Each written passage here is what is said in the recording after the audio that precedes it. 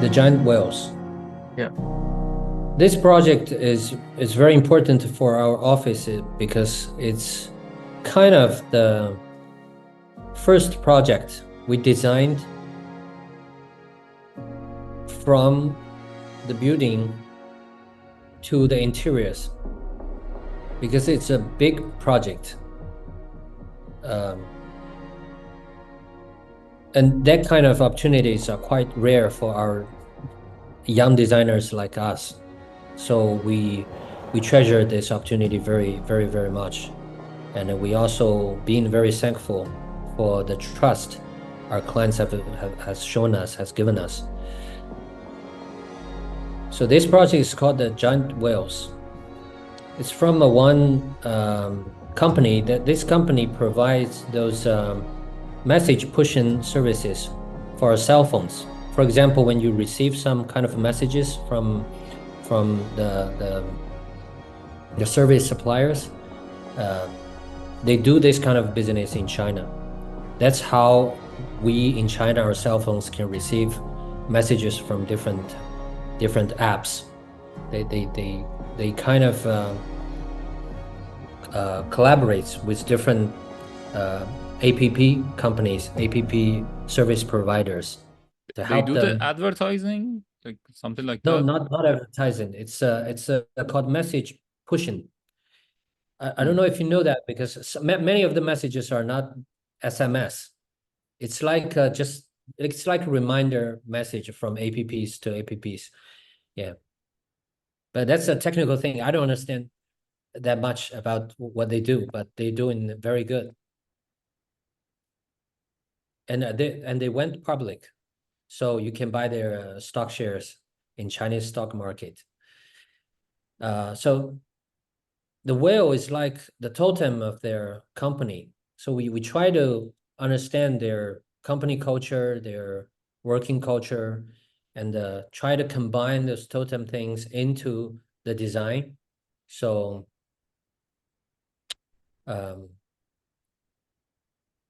their company name is called Ge Tui in Chinese. Ge actually means individuals, and the Tui means push.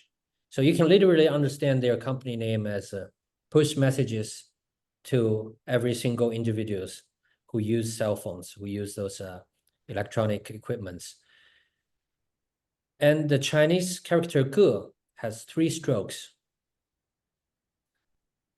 Coincidentally, we designed those complex with 3 buildings because, you know, in building designs, in architecture designs, there are many rules you have to follow. For example, how big floor areas each building have to have, and how tall you can build, and what's the distance between 2 office buildings. They're all kinds of regulations, building codes. So we have to follow that. So we have to separate the whole building complex into 3 buildings. And when we have these 3 buildings, we're thinking if we can create an image that 3 whales leaping out of the ocean surface, give that kind of feeling. So we kind of given this idea, 3 big whales. This is like an ocean surface with waves and ripples on top. And in the bottom, something happens, you know, different kind of the sea animals, they're swimming around. So the whole 3 building is kind of laid on this wavy floor base.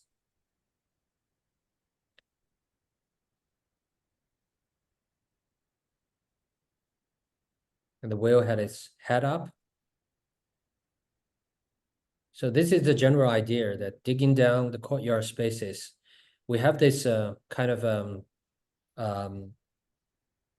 the ocean surface and the whales. But on the other hand, we are having very dark spaces in this part of the area because of the depths of the space. So we have to bring some daylight. We have to bring some of the daylight and the fresh airs into those spaces. So we create some courtyards in the middle and also a public path that people can walk through, because you know in many Chinese complex designs they block the whole area, so when people wants to go to the other side they have to kind of detour a long way to go to the other side. I think that's not very that's not a very friendly design. So we kind of create this path in the middle where you can walk through easily, but at the same time you can see those paths leading you up to the top of those base areas. You see those staircases, those slopes. And people actually in good weather, people can sit here, enjoy the sunshine, or they can relax after maybe lunch, rest a little bit in these areas. And they have we created a kind of a beautiful gardens in different levels, so people can move around freely under those giant wheels and go wherever they want in different buildings. This is about the sunset, so you can see the sunlight from very low angle. The reflects, actually those aluminum boards are all nearly the same color, but some of them has those holes, punctured holes, penetrated holes on it, so it have different reflective colors on it. This picture is very interesting because in China we have this tradition that after the New Year vacation, after the traditional Chinese New Year vacation, everybody goes to work, and the boss have to give each one a small red bag, contains maybe a little money, $10, yeah, $20, like this tradition. So this picture is taken on the first day of their New Year work. That they receive this red bag and gathering on the big stairs and taking these pictures. And on the right side, this is a picture showing that at nighttime, actually people can sit outside on the stairs. And when you look at this time, they were doing some kind of test, because we have a big screen here. We have a big screen hidden in the drop ceiling, hidden in the drop ceiling. So that when the big screen drops, they have those projections on it, so you can actually watch movies on it, or having some parties, having some even concerts here. So this is not only a street connects to streets, but also a square that things happens, the events happens.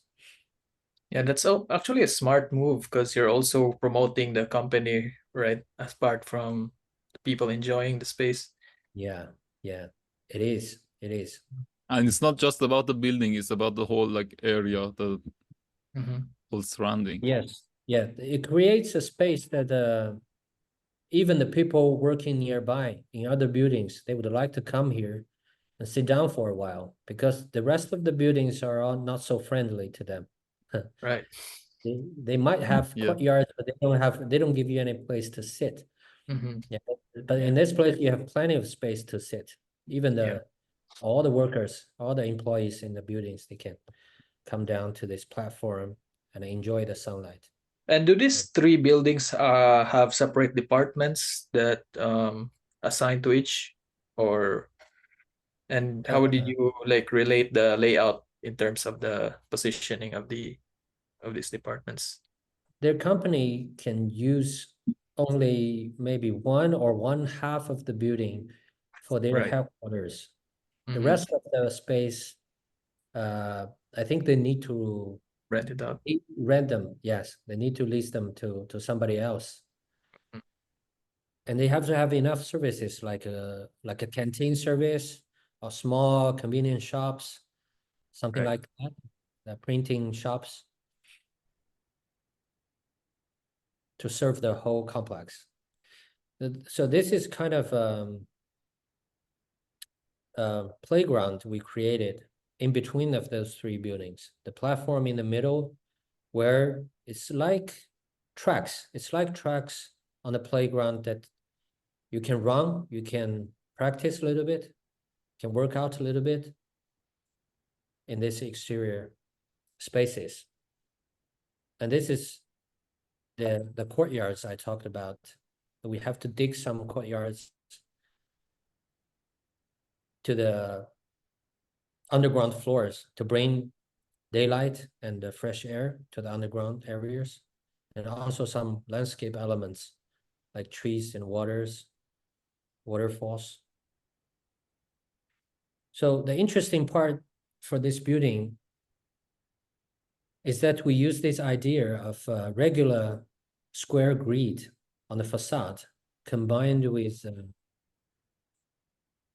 I don't know what's the word in English. It's origami. It's a kind of paper folding things. Yes, this paper folding shapes, because we wanted the curtain wall to have a very interesting reflection during the day, under the daylights, no matter it's sunset or sunrise. We wanted those whales to have those like water on their bodies when they leap out of the ocean surfaces. And those waters reflects the sunlight and creates those beautiful kind of feeling. So we use this kind of folded yet repeating facade units to create those kind of bling bling on the facade. Now this is during probably the sunrise. When the lights come from the side, you can see the bright side and the dark side of the facade.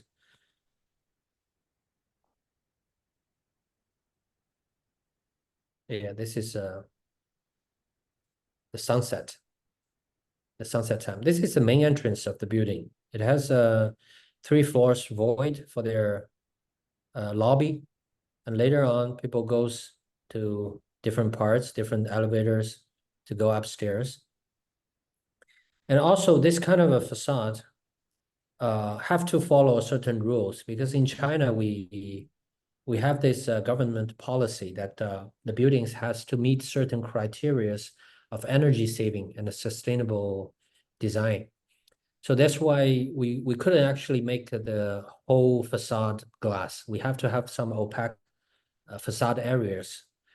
But for modern office design, I think more light and its better view is very important for people. So we have to think on the other side, from the interiors, how these opaque areas can be used by the employees, by the working people. So later on, we'll show that from the inside, we have this whiteboard near the glasses where people can actually gathering and talk and discussion. This is the lobby. The lobby has a giant whale leaping from the wall, and this whale tail to be their front desk. Our clients liked it, but I personally do not like it very much. But why? But our I don't know, but I don't Didn't feel know. right there? You know, architects are like this. They don't like very concrete images. Yeah, but even if we make the whales, we wanted to make it in an abstractive way. Yeah, it looks like it have the energies or gestures of the whale, but it's not really a whale.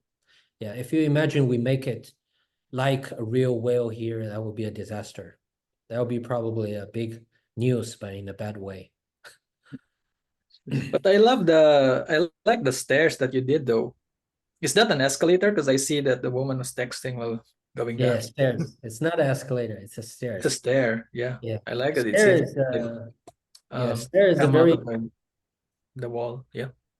yeah, stair is something we pay a lot of attention to, because Right. I think it represents the movements from one floor to another, and it also connects floors. Because when elevator is invented, floors and floors are separated. You know, Right. people seldomly going into those staircases to use the staircases. They tend to use elevators. Yeah, but elevators separate those floors. In terms of space, those floors are kind of cut into pieces, and they're not connecting with each other. So in every project, I would say, if we have the opportunity, we would like to create some staircase, and this staircase actually create movements from floors to floors. Right. People Yeah, to move around. yeah, because I can see like it has this like tension with the way you design the stairs. But out of curiosity, was this done, the construction and even the design, was it done like manually, or did you have like computer aided construction and design? When you say manually, you mean draw the drawings with our hands, or? Yeah. And also in the construction, was it like formed manually? Nowadays we use CAD computer aided ways to No, I Okay. think Lionel means in the design phase, like you have to sketch these shapes to have this idea, then transfer it, or you go through the computer from the beginning. It depends actually. It depends. It's different from case to case. In this case, I think we have those the basic model, 3D model of the space. And later on, we have to decide where to start the staircase, where it goes on the second floor, Right. and then where it starts from the second floor and where it goes to the third floor. You can see it's not a regular repetition 3 floors staircases. So it starts from different places and goes to different parts of the plan, of each plan. So at that time, we kind of capture the screen and use hand drawing ways to kind of sketch to decide where to go. And later on, we go back to the computer to, so it's kind of back forth process. Right. We start from sketches and we go to the computer to create the space, and we go back to sketches again, because sometimes hand drawings are very fast and efficient than computer aided drawing ways. Yeah. It can give us ideas of the space, how it looks in the space. And when we see an opportunity or see some potentials of the shape, then we go back to the computer to realize it in 3D way.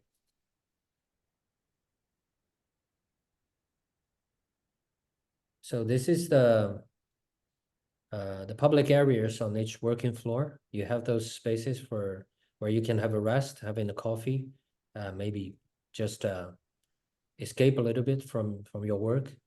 And these spaces are actually quite wide, because the founder of the company think that life is not just about work. And even when people are relaxing, if they're ambitious people, they would have those ideas. They would have those spaces, giving them freedom to think and to work in a different way, not in front of the desk. And on the floor materials, we have those different colors. The bluish colors, the gradient of bluish colors are from their how to say, iconic color of their Branding. their branding thing. Yeah, and we wanted to make the curve. It's like you go to the beach or you see the coral reefs or the islands, the shape of the something like an island. So we call this part where we place those furnitures a small island. And this part is where people walk. Now, actually, the space is empty and the floor is flat. You can go anywhere you want. But later on, we find out that when we put those colors and curves in, and people start to behave, maybe they would more step on these grayish areas and sit down, relax, and work on these wooden color floor areas. And inside, we use the strategy. We call it a 2080 strategy. We probably spend 80% of the resources, our energies, our attentions, our times on those 20% spaces. And those 20% spaces, in our opinion, represents the highest output. We always say that creative ideas not created in front of a working desk. It's probably somewhere else. That's what we have shown also in the Phantom Ring project. And also we are facing the low budget problem, because we have to construct this office in a very cheap way. You mean the interior, right? I mean the interior, yeah, Yeah. I mean the interior budget. Maybe our architecture design team has spent too much money on their facades, on their curtain walls, Right. and to create those structures of the whole building. So honestly, I think the architecture part spent too much money, though it's designed by us as well, but they spend too much money on the exterior beauty. So, and for the interior parts, we have to save money for the clients. So at this time, we are thinking maybe we just use some elements, the regular elements, we give them some different identities, like color identities, to give this space a little bit of refreshment, to give this space a little bit of company culture things. So we kind of colored those cable things in different color, and different color represents different functionalities of those equipments. And we also designed this, we call it the sky, what do you call it? The sky, the flying power, the sky socket. You know, in many offices, modern design offices, they tend to put the cables beneath the elevated floor, because it gives freedoms when you wanted to change the layout of the office. You can easily change those plugs, because where the plugs are, where the tables are, where their desks are. But we wanted to create this. It's for one reason is that we don't want to spend more money on the floors. If you make elevated floor, it'll create Right. problem in China, like maybe $50 per square meter to more to create this elevated floor. So we don't want to spend money on that, but we still want our clients to have those freedom to reorganize the whole space for different teams, for different usages and functionalities. So we create this system, and we also applied for patent of this system, that they can actually plug anywhere they want. Where if they move the desk to some other places, our cables goes around the whole office areas, so they can plug anywhere they want. They just have to drag a cable from the ceiling. Right. This is a part I talk about, that the opaque areas on the curtain walls, we use it as a whiteboard inside. Because when we were doing this office designs, we're always facing the problem that if you put your working desk too close to the building facade, you're gonna have those glares from the sunlight, from the daylight. And you will have this problem looking at your computer screens. Sometimes it's very annoying. So in many cases, people will just close the shades to block the sunlight. But on the other hand, when you have an open floor working areas, those shades are very, you know, they in different heights and the different colors. It creates some problems, and you couldn't be able to see the view outside. That's a pity. So we thought that maybe we can move the working desks a little bit inside and create this corridor for people to move around. At the same time, they can stop and have those work discussions. And they use those opaque areas for whiteboards. They can draw something on it. They can stick something on it. They can have maybe informal meetings here to generate some new ideas, something like that. At the same time, they can enjoy a little bit the sunshine. So these kind of spaces are actually very much liked by the people who work there. They even have those movable TV sets, furnitures around this area. It's very convenient. And this is what I call the 80% of the energy is put into this 20% of the areas. These are the 20% we focusing on for meetings, for tea bars, for those telephone booths and small space that you can meditate by yourself, or you can have a phone call in a very loud way. And those communication areas where you can see it's half open. It's not technically a enclosed meeting room. And there's some places you can rest near your working desks, but you can take a short nap and get charged a little bit. And this is a place where you can have an informal talk to have some inspirations, and somewhere you can have a drink and enjoy your casual time, something like that. So we create those kind of small booths and put them in those islands areas, what I've told you about, curved, surrounded by those curves and gradient colors islands. The rest of the space are all open, factory-like open working desks.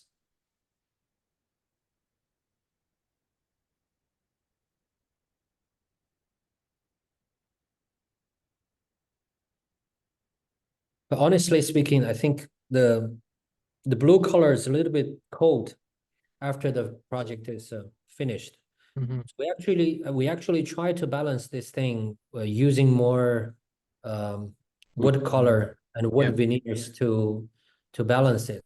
But still, I think the bluish color a little bit more. So during summer, it's okay. But during winter, Hangzhou can be very cold, maybe several degrees below zero. So the space is kind of a cold feeling. This is the meeting rooms and the training rooms they have. This is what I call the flying power or the sky socket systems, where we have those round cables go all the way around the floor plan. So you can actually place your desk wherever you want and then have a nearby cable coming down to your table. And you said you had a patent for this product that you designed? Yeah, we applied for a patent. Yeah, right. So yeah, so that we can use it on other projects. Right. Yeah. I think in some American companies like Facebook's, they also have this kind of systems, Mhm. cable from the top, because they are facing a very rapid change.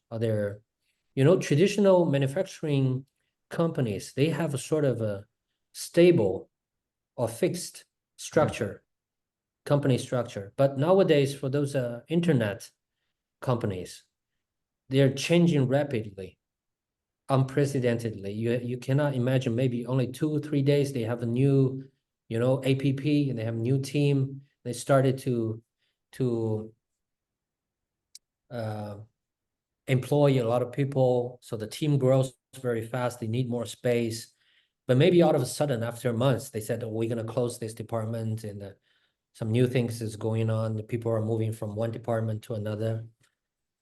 So we're having this rapid changing company structures. So the working spaces has to meet the needs of the teams.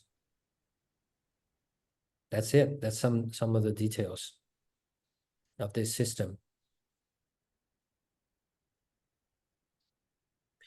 This is the ground floor coffee bar. We use those geographical contour lines as a kind of decoration for this area. So it creates enclosed space for people to meet for whatever purposes they have. For example, you have visitors to your company, maybe you don't have to have them in your working floors. You can meet them here, buy them a coffee, have a good time, talk about your businesses, and they leave from the ground floor. So they don't have to go upstairs, because going upstairs is creating some kind of management troubles, because you have to have those ID cards to go up to a certain floor. And they are doing this, their businesses has a very strict requirements or strict needs for those privacies, for the data safe issues. So they couldn't allow all the visitors to go to any floor they want. Yeah. They have to restrict them kind of on the certain areas. This is It's underground. interesting. Yeah. Yeah, this is the underground part, the parking areas. This is the corridor that their employees have to walk every day to the elevators area. And those are skylights for Those the are, yeah, those are skylights, because usually in basement the lightings are quite insufficient. right. The Yeah. energy and the basement are quite dark, and people Yeah. think just parking places. You don't have to be very bright. So we create this corridor area, just give them a little bit sense of ritual, sense of ceremonies. They're going to something Yeah. sacred, or their job, their work is very important. So we Yeah. kind of welcoming you to our buildings, something like that to Yeah. yeah. It's a good move though, because I myself don't like really dark parking areas for some Yeah. reason. Yes, dark parking areas give you not safe, Right. right? Yeah. Give sense. Maybe it's safe, but your feeling is Mhm. unsafe. So this is a very typical Chinese round table for people to, for example, you have some VIP visitors. You can have a dinner or lunch here in these areas, but you can see those shades on the floor. That's actually not the patterns of the carpets. It's from they have the skylight on top, and on top of that skylight they have very shallow pool of water.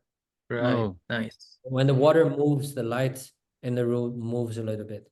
Mhm. So the water is used as a landscape element from the exterior, but from the interior you can use it as to create very interesting ambience for your dining yes. places.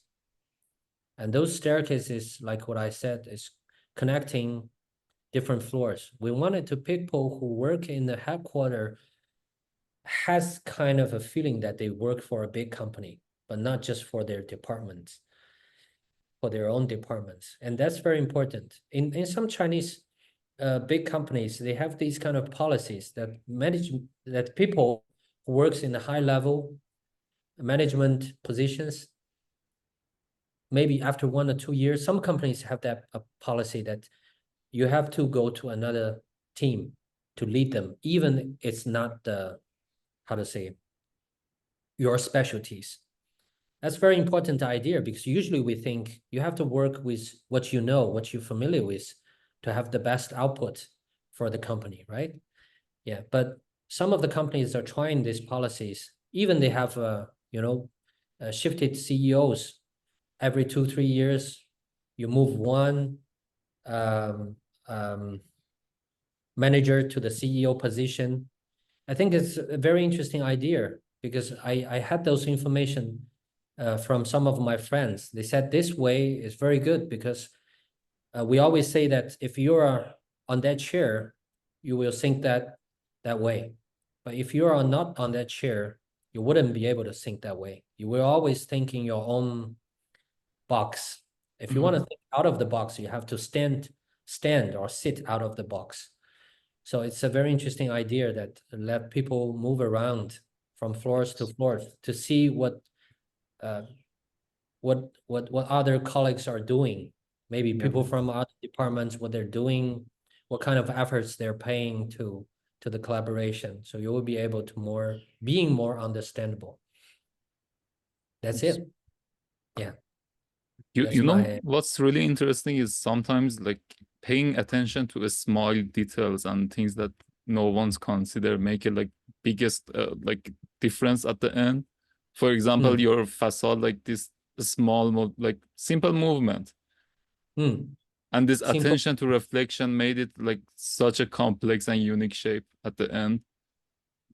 Yeah. And it's really interesting because it's not about the budget, it's not about the timeline, it's about the way of you approaching the project, the way of you looking at the project, and how you think the potential, how you see the potential in the small details. Yeah, because for us, we think that sometimes design can be made in many different ways.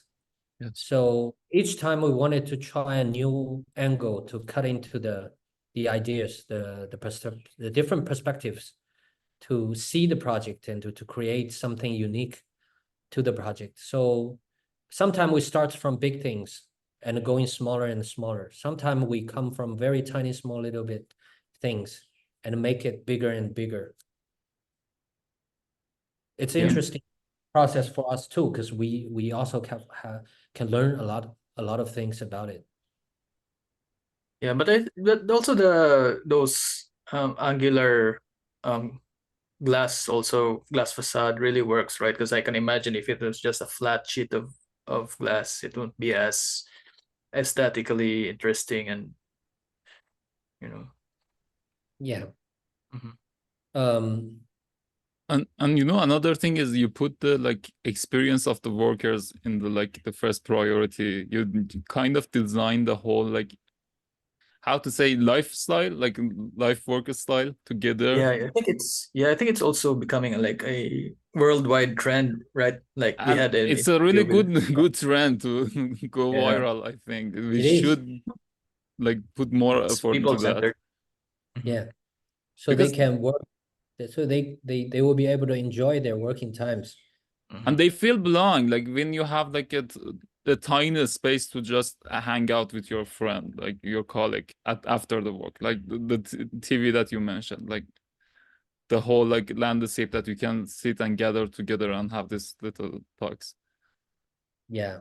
I think every boss, every CEOs want their employees to maybe spend their lifetimes totally in the office building, but to earn more For money, to sure. work, give more output. But you have to, how to say, you have to Make them reach happy, right? this. Basically. Yeah, you have to reach this in a very smart way, Yeah. not pushing them to stay Right. here, but Mhm. try to attract them to stay here. Yeah. Sometimes when your employees feel proud of the working space, proud of the company they work for, they will invite their friends to the campuses to see, to enjoy, to have a lunch here, to walk around. It happens around us. Some of my friends work for Alibaba or some other big companies. They sometimes invite me to their places to have a drink, to have a meal, to enjoy sometimes. Yeah.